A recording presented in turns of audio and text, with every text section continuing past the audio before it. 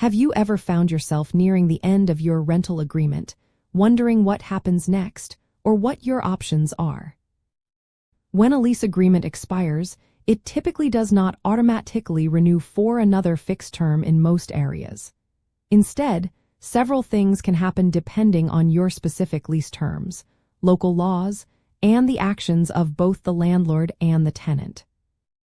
The primary reason for this is that an expired lease often transitions into a month-to-month tenancy.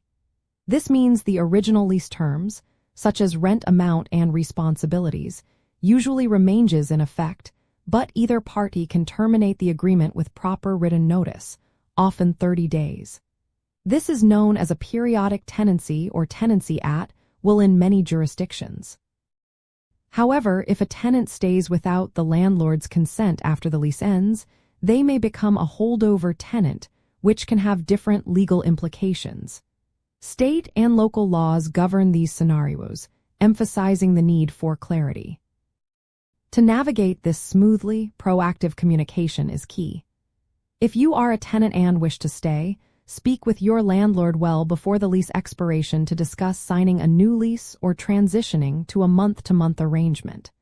If you plan to move, ensure you provide the required notice, typically specified in your original lease.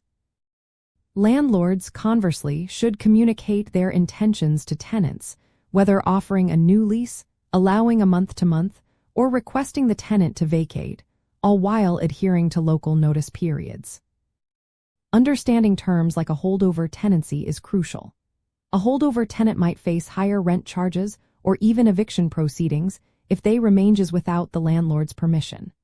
A periodic tenancy, on the other hand, offers flexibility but requires consistent notice for termination. Many areas have specific regulations regarding how landlords must handle security deposits when a lease expires, even if the tenancy continues on a month-to-month basis. Ultimately, the end of a lease term does not have to be a source of confusion or conflict. By understanding the common outcomes, communicating openly, and knowing your local tenant-landlord laws, you can ensure a smooth transition, whether you are signing a new agreement, continuing month-to-month, or moving on to a new place.